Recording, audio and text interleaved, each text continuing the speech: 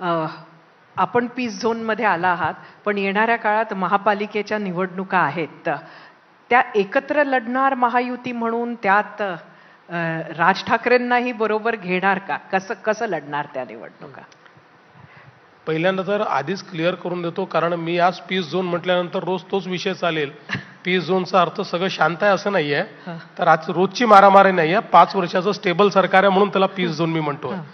दुसरं, महापालिकेच्या निवडणुकीमध्ये महायुती ही एकत्रित लढेल. अच्छा. आम्ही तिघही एकत्रित राहू. एखाद्या महानगरपालिकेत कदाचित नाही होऊ शकणार, पण आमचं ओव्हरऑल मानसिकता ही आहे. आणि मुंबईमध्ये तर आम्ही एकत्र आहोतच, पण जिथे जिथे पॉसिबल होईल त्या त्या ठिकाणी एकत्रित लढण्याचाच निर्णय आमचा असणार आहे. वेगळे आम्ही लढणार नाही. आणि पण मुंबई पक्क आहे की एकत्रच? मुंबईत आम्ही एकत्रच लढणार. आता काय असतं की शेवटी ही कार्यकर्त्यांची निवडणूक आहे. त्यामुळे काही महानगरपालिका किंवा काही जिल्हा परिषद अशा असतात की जिथे अतिशय समसमान ताकद असते.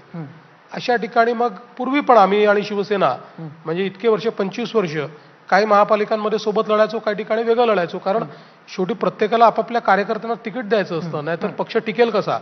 कार्यकर्ते म्हणतील तुमचं आलं की तुम्ही लढणार, त्याच्याकरता युत्या करणार, आणि आमचं आलं की तुम्ही मग आम्हाला तिकीट देणार नाही, असं नाही चालत. तर त्याच्यामुळे पण ओव्हरऑल ही मानसिकता आमची आहे.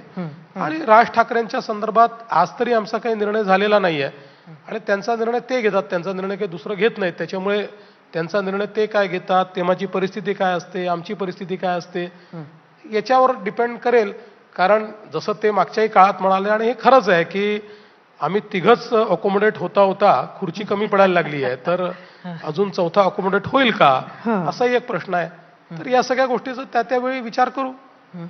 खरं तर तुम्हाला रोजच वेगवेगळ्या पद्धतीनं रॅपिड फायरला सामोरं जावं